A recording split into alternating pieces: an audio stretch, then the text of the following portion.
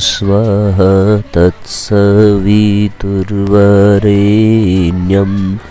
भर्गो देवस्य धीमहि धियो यो नः प्रचोदयात्।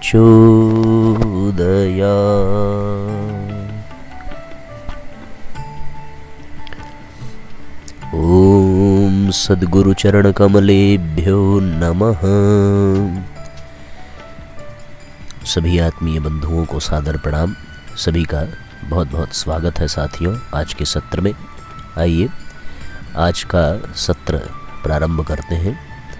प्रस्तुत पुस्तक है ईश्वर कौन है, कहाँ है, कैसा है। और इस पुस्तक का आज का अध्ययन बिंदु है विश्वासम फलदायकम। कल हम लोगों ने अखंड ज्योति पत्रिका का स्वाध्याय किया था और इसके पहले इस पुस्तक का प्रारंभिक अध्याय हम लोगों ने पढ़ा और ये पाया कि ईश्वर सर्वत्र है। इसके अनेकों प्रमाण परम पूज्य गुरुदेव ने यहाँ स्पष्ट किए हैं। एक और बात गुरुजी लिखते हैं इस संदर्भ में, विश्वासम फलदायकम। आइए विचार करें इस संदर्भ में गुरुदेव क्या कहना चाहते हैं। गुरु सत्ता को नमन करते हुए आज के सत्र को प्रारंभ करते हैं। आप सब अधिक से अधिक शेयर अवश्य करें। श्री रमेश चंद्र के पास कुछ रुपए हैं। उनके 3 लड़कों उमेश, दिनेश और सुशील में बंटवारा करना है। उमेश को कुल धन का 1/2, दिनेश को 1/3 भाग देने के बाद सुशील के लिए कुल 100 रुपए बचे। तो बताओ रमेश चंद्र के पास कुल कितने रुपए थे। कल्पना मात्र से ये एक पेचीदा प्रश्न है। आप अपनी बुद्धि से इस प्रश्न को निकालना चाहें तो बहुत कठिन हो जाएगा, क्योंकि आपको उत्तर निकालने के लिए सैकड़ों संख्याओं की कल्पना करनी पड़ेगी और वो सब तब तक गलत होंगी जब तक ठीक वही संख्या अपने आप कल्पना में नहीं आएगी। भले ही वह संख्या एक दिन, एक सप्ताह, महीने भर या साल भर में आए, कल्पना तो आखिर कल्पना ही है। इन दिक्कतों से बचने के लिए गणितज्ञों ने कुछ सूत्र ढूंढे हैं। उसका आधार माना है कि उत्तर अमुक है। एक विश्वास है और जब उस विश्वास का प्रयोग में लाते हैं तो वह फलितार्थ 100% सत्य निकलते हैं। इसलिए हमारा विश्वास करना सार्थक हो जाता है। आइए विश्वास के आधार पर ऊपर के प्रश्न को हल करें। माना ये धन 1 रुपया है। 1 का 1/2 बराबर 1/2 भाग उमेश को दिया। 1 का 1/3 भाग बराबर 1/3 दिनेश को दिया। कुल 1/2 और 1/3 बराबर 5/6 भाग 2 भाइयों में बांट दिया गया। अब 1 में से 5/6 भाग निकाला जाए तो 1/6 भाग शेष रह जाता है। यही हिस्सा सुशील को दिया गया जो 100 रुपए के बराबर है।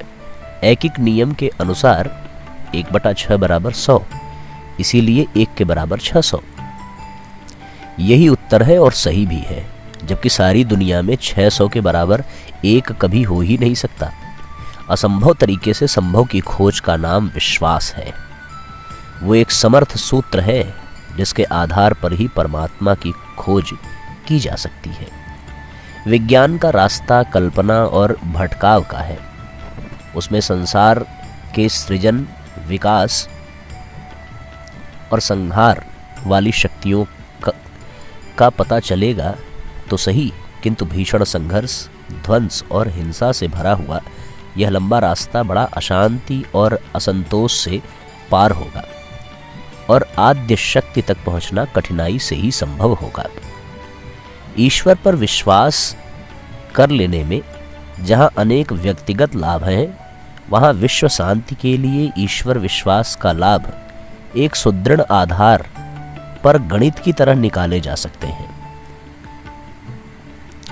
संसार में प्राणियों का आविर्भाव क्यों, कहां से हुआ है, अनेक योगियों में विखरी प्राण सत्ता का रहस्य क्या है, जीवन का उद्देश्य क्या है और किस तरह प्राप्त किया जा सकता है, इन प्रश्नों का विज्ञान के पास कोई उत्तर नहीं है।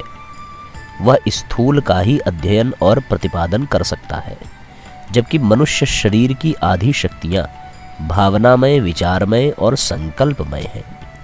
शारीरिक इंद्रियों की तरह भावनाएं भी तृप्ति मांगती हैं और उनका अपना अलग क्षेत्र है। जब ईश्वर को मानवीय चेतना की तरह की ही कोई सत्ता मान लेते हैं तो जीवन के प्रति हमारा दृष्टिकोण बदल जाता है। हमारी भावनात्मक शक्ति का विकास होने लगता है। तमाम रेखा गणित एक बिंदु पॉइंट से विकसित होती है। रेखा अनेक बिंदुओं से बनी एक दूरी है जिसमें लंबाई है किंतु चौड़ाई नहीं। बिंदु वो वस्तु है जिसमें न तो लंबाई है, न मोटाई, न चौड़ाई। ऐसी वस्तु का कोई अस्तित्व ही नहीं होना चाहिए। कोई भी बिंदु अंकित किया जाएगा, भले ही दशमलव के आगे कई शून्यों के बाद उसका व्यास आए, पर मोटाई होगी अवश्य। यदि मोटाई हो जाती है तो वह बिंदु नहीं रहता, और बिंदु रहता है तो परिभाषा गलत है। अस्तित्वहीन वस्तु केवल विश्वास है, उसी पर संपूर्ण रेखागणित का धरातल टिका हुआ है, और उसके माध्यम से जो भी अर्थ और निष्कर्ष निकाले जाते हैं एक और एक सही निकलते हैं। ये है विश्वास का प्रतिफल। उसी प्रकार ईश्वरीय सत्ता को मान लेने पर व्यक्तिगत कल्याण और समाज का विश्वास के हित के परिणाम सही उतरने लगते हैं। दृश्य न होने पर भी उसकी कल्पना बिंदु की तरह एक शक्तिशाली सिद्धांत है। परमात्मा को भी हम उसी रूप में ले लें तो इसमें भी मानवता का कल्याण ही सन्निहित है। मनुष्य समाज की अधिकांश व्यवस्था विश्वास पर ही आधारित है और उसी से हम सुखी हैं। भाई भाई, पति पत्नी, पिता पुत्र, डॉक्टर मरीज, दुकानदार खरीदार, सरकार और ठेकेदार, सबका काम विश्वास पर ही चल रहा है। विश्वास प्राप्त करके ही एक साधारण व्यक्ति पार्लियामेंट का सदस्य और प्रधानमंत्री बन जाता है। हमारे विश्वास में इतनी जबरदस्त शक्ति है कि वह सामान्य सी परिस्थितियों को कुछ का कुछ बना सकती है। जो केवल दूसरों पर अविश्वास करते हैं तो दूसरे चाहे कैसे ही हो, पर अविश्वास करने वाला अपने आप ही दुखी, अशांत और अव्यवस्थित बना रहता है। विश्वास की शक्ति पर ही संसार टिका हुआ है। हमारे लिए उसके अतिरिक्त और कोई रास्ता नहीं कि ईश्वरीय शक्तियों पर ही विश्वास करें और यह देखें कि उसके फलितार्थ हमारे जीवन में उसी प्रकार सही उतरते हैं या नहीं। जिस प्रकार पत्नी, पिता, माता, भाई, भतीजों पर विश्वास करके परस्पर हंसी खुशी, प्रेम और आनंद का जीवन जी लेते हैं। रेखा गणित की एक स्वयं सिद्ध साध्य यह अ व ब एक सरल रेखा है। उ बिंदु पर एक दूसरी सरल रेखा से स द उसे काटती है। इस प्रकार उ बिंदु पर बने हुए दोनों कोणों का योग बराबर 2 समकोण होता है। ये केवल विश्वास है, उसकी सत्यता का कोई आधार नहीं है। हम चाहें तो उसके टुकड़े ऐसे करें कि वह 180 डिग्री न होकर 279 डिग्री हो जाए, या कुल 31 डिग्री ही रखें। 180 डिग्री तक विश्वास एक विश्वास की गई संख्या मात्र है, और संसार में अब तक जितनी भी रेखा गणित विकसित हुई है सभी त्रिभुजीय प्रमेय निर्मेयों के आधार केवल ये प्रारंभिक विश्वास ही है। और ये विश्वास इतना सही उतरता है कि हम पृथ्वी में बैठे बैठे सूर्य, चंद्रमा, बुध, हर्षल, प्लूटो, एंटलॉरी आदि विस्तृत तारामंडल, गैलेक्सी की दूरी नाप लेते हैं। एक सरल रेखा पर दूसरी सरल रेखा खड़ी होकर 2 समकोण बनाती है। इस विश्वास के द्वारा ही अंतरिक्ष यान चंद्रमा, मंगल तथा शुक्र तक चला जाता है। ये उस विश्वास का ही फलितार्थ है जो बहुत हल्का, बिल्कुल छोटा वाला निर्जीव विश्वास है, जबकि ईश्वर एक समर्थ विश्वास है जिसके द्वारा कीट पतंगों के जीवन से लेकर वृक्ष वनस्पतियों के अस्तित्व तक का भेदन इसी शक्ति के द्वारा किया और आध्यात्मिक रहस्यों का पता लगाया जा सकता है। सारी खगोल विद्या की जानकारी वृत्त सिद्धांतों पर आधारित है। एक विश्वास या स्वयं सिद्ध प्रतिज्ञा एक्सियम है। तुल्य चापों पर आधारित कोण तुल्य होते हैं। एक गोलाकार वृत्त में कहीं भी अ, ब और स, द 2 समान के चाप लीजिए, अब आर्क यानी चाप अ ब को उस वृत्त के किसी भी बिंदु य से मिलाइए। चाप स द को भी उसी प्रकार किसी बिंदु र से मिलाइए। इस तरह बिंदु य और र पर बने कोण बराबर होते हैं। ये एक स्वयं सिद्ध साध्य है, उस पर सारी ग्रह रेखा गणित टिकी हुई है। यदि कोई विश्वास करे कि अविश्वास करे कि हम ये बात नहीं मानेंगे तो उसके लिए शेष सारे अभ्यास गलत हो जाते हैं। पर यह स्वयं सिद्ध साध्य फलित होती है तो उसके आधार पर सारे विश्व में भ्रमण कर आना उसी तरह संभव हो जाता है जिस प्रकार हम अपने किसी जाने माने शहर तक घूम आते हैं। मान्यता पर चलने वाली गणित जब ऐसे ठोस और सत्य फलितार्थ प्रस्तुत कर सकती है तो हम ईश्वर पर विश्वास करके क्या विश्व के रहस्यों का मूल्यांकन नहीं कर सकते? ऐसी एक विचारधारा ऋषि के अंतरंग में उठी थी और उन्होंने प्रश्न करके कि सृष्टि के सब तत्वों को खोज डाला। वेदों में सन्निहित ज्ञान वही विज्ञान है जिसको पाने के लिए आज पाश्चात्य वैज्ञानिक भारी असंतुलन, यंत्रीकरण, हिंसा और असामाजिकता पैदा कर रहे हैं। फिर भी वस्तु स्थिति को खोज नहीं कर पा रहे। सिद्धांत बनते हैं, अगला वैज्ञानिक उस सिद्धांत में या तो संशोधन कर देता है या काट कर रख देता है।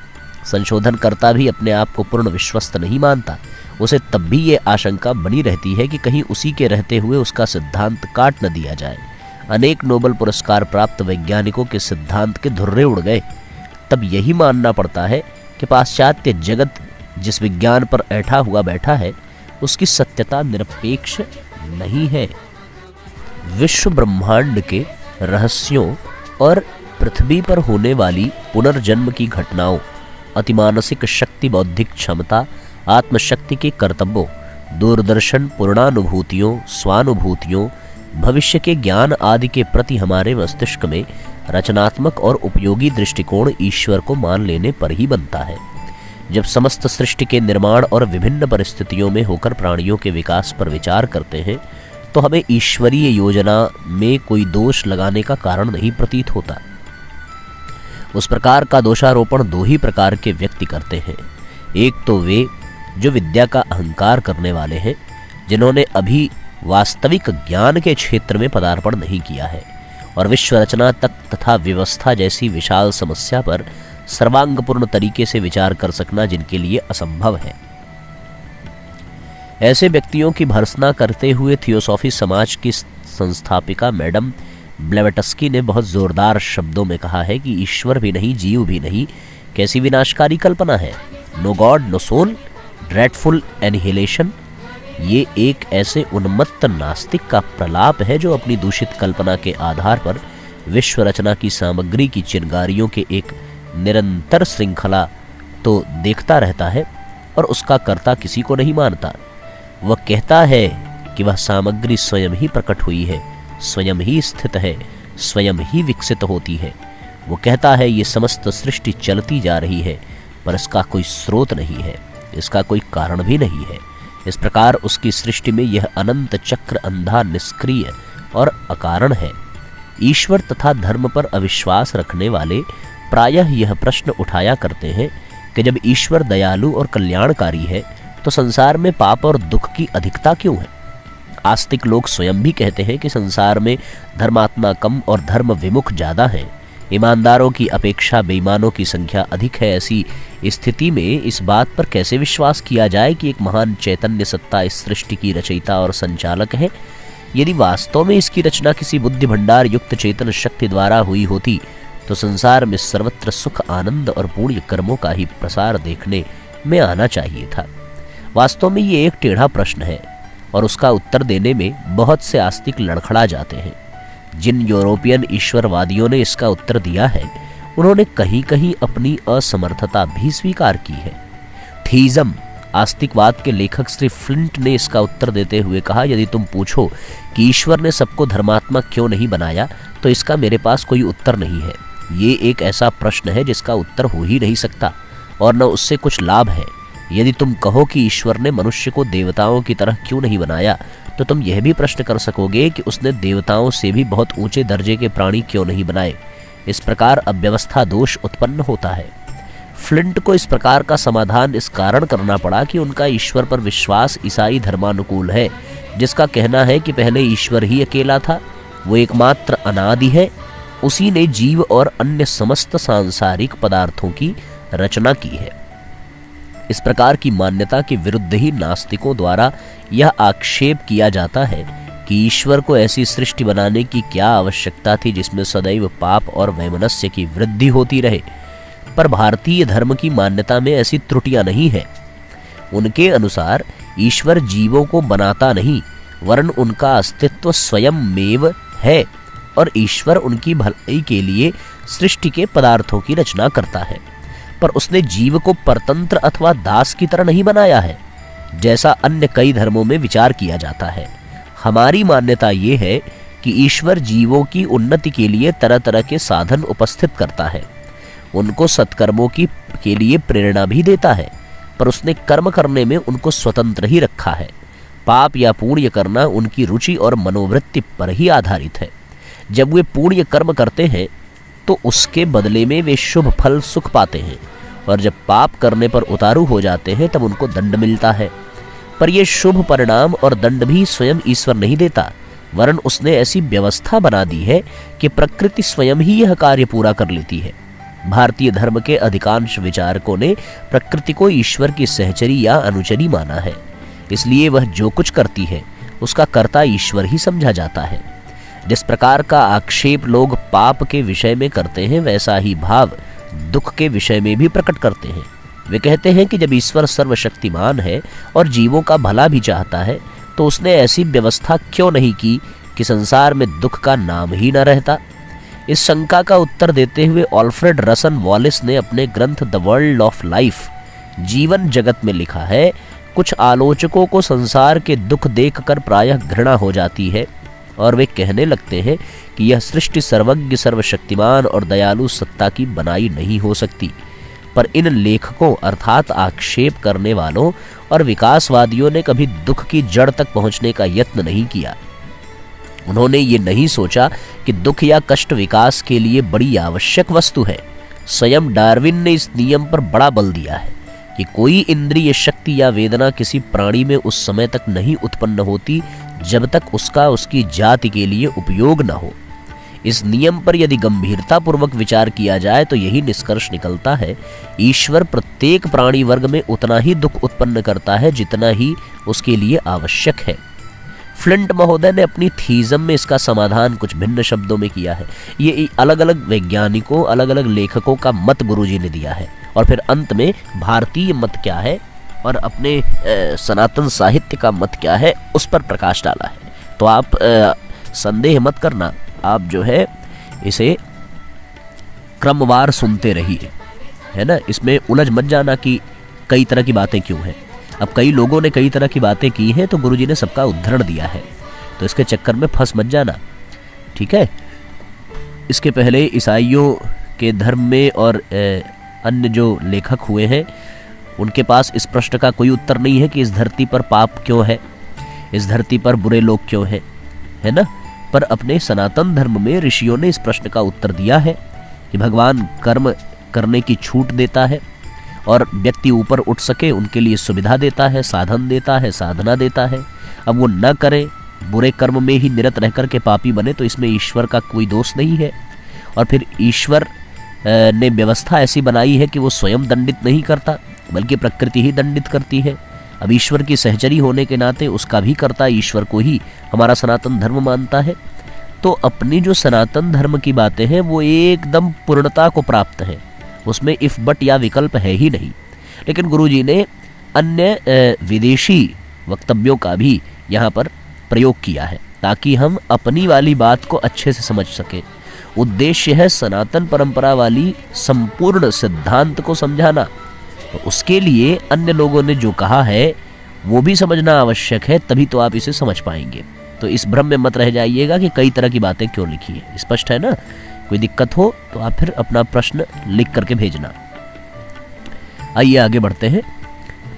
हाँ, तो यहाँ पर हम लोगों ने देखा कि इस संदर्भ में थीज़म के शब्द क्या हैं। दुख परिश्रम के लिए प्रेरित करता है और परिश्रम द्वारा ही हमारा जीवन, हमारी शक्तियाँ नियमित और विकसित हो सकती हैं। इच्छा आवश्यकता का अनुभव कराती है और आवश्यकता का अनुभव ही दुख माना जाता है। परंतु यदि जीवों में इच्छाएं न हो और इन इच्छाओं द्वारा उत्पन्न हुए प्रयत्न न हो तो फिर जीव रहेंगे ही क्या? क्या वो ऐसे ही सुंदर और विशाल होंगे जैसे अब है? यदि खरगोश को भय न हो तो क्या वह तीव्रगामी होगा जैसा अब है? यदि शेर को भूख न लगे तो क्या वह उतना ही बलिष्ठ होगा जितना कि अब है? यदि मनुष्य को समय समय पर संघर्ष न करना पड़े तो क्या वह ऐसा प्रयत्नशील, ऐसा बुद्धिमान, ऐसा चतुर, शिक्षित होगा जैसा अब है? इस प्रकार आवश्यकता से उत्पन्न दुख प्राणियों के प्रगति और पूर्णता का साधन है। अर्थात चाहे आरंभ में यह बुरा जान पड़े पर इसका परिणाम अच्छा होता है। पूर्णता स्वयं भी एक महत्वपूर्ण वस्तु है और उसमें हमें आनंद न भी प्राप्त हो तो वह एक उच्च कोटि का साध्य मानी जाएगी। इसलिए जो दुख इस प्रयोजन की पूर्ति करता है उसे बुरा कैसे कह सकते हैं। दूसरी बात यह भी है कि दुख पूर्णता का ही साधन नहीं है, वरन वही सुख का भी साधन है। शायद प्राणियों के शरीर ही ऐसे बने हैं कि यदि वह दुख का अनुभव न करते तो सुख का अनुभव भी न कर पाते। चाहे ये बात बिल्कुल ठीक हो या न हो, परंतु एक बात तो स्पष्ट है कि समस्त जीवन जगत में वह दुख वास्तव में आनंद का साधन होता है, जो प्राणियों को परिश्रम के लिए उत्तेजित करता है। दुख की उपयोगिता छोटे प्राणियों में मिलती है। दुख का महत्व जितना शारीरिक बातों में है, उनसे कहीं अधिक मानसिक बातों में मिलता है। ये दुख आत्मा को शुद्ध बनाने और शिक्षा देने में परम सहायक है। दुख से हृदय की कठोरता कम हो जाती है, दुख से अभिमान का दमन हो जाता है, दुख से साहस और धैर्य बढ़ता है, दुख से सहानुभूति का आधिक्य होता है, दुख से धर्म पर श्रद्धा होती है। ऐसी अवस्था में कोई भी संसार में दुखों को देखकर उसके लिए परमात्मा को दोषी बनाने के बजाय धन्यवाद ही देगा। जो बात फ्लिंट ने आज कही है वो बात हमारे धर्म ग्रंथ महाभारत में हजारों वर्ष पूर्व कह दी गई थी। जब भगवान कृष्ण ने वनवास के पश्चात कुंती से अभिलाषित वर मांगने को कहा तो उसने अपनी भावना इन शब्दों में प्रकट की कि हे भगवान, आप हमको दुख की अवस्था में रखा करें, क्योंकि उस दशा में तो हम आपको स्मरण और प्रेम बना रहता है, पर जब हम सुखों में पड़ जाते हैं तो आपको भूल जाते हैं। इस प्रकार संसार में सच्चा सुख ईश्वर और धर्म पर विश्वास रखते हुए पूर्ण परिश्रम के साथ अपना कर्तव्य पालन करने में ही है। आगे पूज्य गुरुदेव लिखते हैं, पूज्यवर आगे कहते हैं कि विश्वास एक उत्पादक शक्ति है जो सृष्टि के गहन अंतराल से ज्ञान के हीरे मोती खोज खोज कर हमारे ज्ञान, बुद्धि और वर्चस्व को महान बना देता है। वैज्ञानिक फलितार्थों से यह निश्चय हो चुका है कि ईश्वर एक प्रकार की पूर्ण शक्ति है और उस पूर्णता का कितना भी अंश निकाल लेने पर पूर्णता ही शेष रहती है। बात कुछ अटपटी लगती है पर है सत्य। एक चुंबक पत्थर को कागज में रखकर उसकी शक्ति का चार्ट तैयार कर लें। अब उस चुंबक को लोहे से स्पर्श कराएं, लोहा भी चुंबक बन जाता है। चुंबक को हटाकर फिर उसका चार्ट तैयार करें तो पता चलेगा कि उसके आवेश का काफ़ी अंश लोहे में खिंच जाने के बाद भी उसकी मूल शक्ति में कोई अंतर नहीं पड़ा है। उसी प्रकार केवल विश्वास के आधार पर अपनी चेतना का विश्व चेतना के साथ संबंध जोड़कर हम उन शक्तियों को विकसित और व्यवस्थित कर सकते हैं जिन्हें ईश्वरीय वैभव के रूप में जाना जाता है और जिनसे हमारे जीवन का वास्तविक अर्थ फलित होता है। अंकगणित कुल 10 अक्षर है। 1 से लेकर 9 तक पहुंचने के बाद वैज्ञानिकों ने देखा कि इस तरह कितनी ही संख्या कल्पित करते चले तो उनका अंत नहीं हो सकता।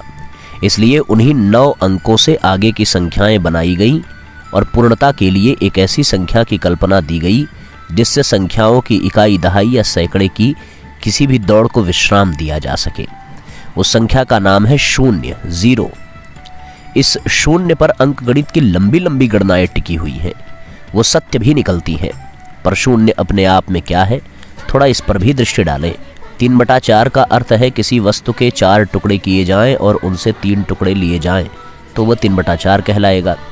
2 भागों में 1 का 1 टुकड़ा करें तो वो 1/2 कहलाएगा। भिन्न गणित इन टुकड़ों, पार्टीशंस पर आधारित है और उससे बड़े लंबे प्रश्नों को सीमित करना संभव हो गया है।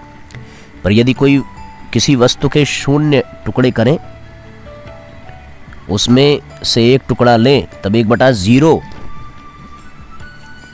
और 1/0 का क्या अर्थ? अनंतता, इन्फिनिटी। 2, 4, 6, 10 किन्हीं संख्याओं के शून्य टुकड़े करें, उत्तर वही अनंतता आता है, जिसका कुछ भी अर्थ नहीं है। अनंतता कोई संख्या ही नहीं है, जबकि शून्य को एक संख्या माना गया है। उसे हटा दे तो तमाम गणित फेल हो जाए। किसी वस्तु के 4 बराबर बराबर भाग करें और उसमें से शून्य भाग ले तो उत्तर आएगा शून्य। शून्य नहीं, शून्य में शून्य घटाने का फलितार्थ शून्य और अनंतता है। ये कोई बात नहीं हुई, पर उन्हें निकाला नहीं जा सकता, क्योंकि उस पर सारा अंकगणित का आधार बना हुआ है। विश्व की सार्थकता को समझने के लिए वैसे ही हमें भी अनिवार्यतः एक बिंदु की कल्पना करनी पड़ती है, उसे ईश्वर मानना पड़ता है। यदि उसे मान लेते हैं तो निश्चित ही है कि समाज और देश अनुशासित और व्यवस्थित और मैत्रीपूर्वक रह सकते हैं। ईश्वर के अस्तित्व को केवल विश्वास के आधार पर ही प्रमाणित किया गया है, नहीं मानना चाहिए। विश्वास की आवश्यकता तो इसलिए है कि उस सर्वसमर्थ सत्ता के संपर्क सानिध्य से लाभान्वित हुआ जा सके। अन्यथा ईश्वर के अस्तित्व को प्रमाणित करने में ढेरों आधार अपने आसपास के संसार में सदैव देखे जा सकते हैं। सूक्ष्म दृष्टि से यदि चारों ओर बिखरे हुए संसार को देखा जाए तो ईश्वर के अस्तित्व को न मानने का कोई कारण ही नहीं दिखाई देगा। ईश्वर कौन है, कहाँ है, कैसा है, इन प्रश्नों का उत्तर वही पा सकता है जो यह जानने की गहराई से प्रयास करे कि प्रश्नकर्ता कौन है, कहाँ है, क्यों है, कैसा है। क्योंकि ईश्वर तो चारों ओर विद्यमान है। प्रश्नकर्ता अपने भीतर बाहर चारों ओर फैले संसार को जितना अधिक जानेगा, ईश्वर के उतना ही समीप पहुंचेगा। इस तरीके से साथियों ये अध्याय पूर्ण हुआ और बहुत ही मार्मिक, बड़ा ही बेहतरीन अध्याय है, क्योंकि मस्तिष्क का कसरत भी है इसमें, तभी तो स्वाध्याय का आनंद है। अब इसमें पढ़ी गई बातों को आप थोड़ा बैठकर चिंतन अवश्य करिए, तो फिर ये हृदय की गहराइयों में बैठते चले जाएंगे। और यदि कोई प्रश्न हो, कोई बात न समझ में आवे तो आप जरूर पूछेंगे। अब आइए आज के सत्र को विराम देते हैं गायत्री मंत्र साथ साथ। ओम भूर्भुवस्वः तत्सवितुर्वरेण्यं भर्गो देवस्य धीमहि धियो यो नः प्रचोदयात्। सभी साथियों को बहुत बहुत प्रणाम, बहुत बहुत धन्यवाद। सबको नमस्कार, शुभ रात्रि।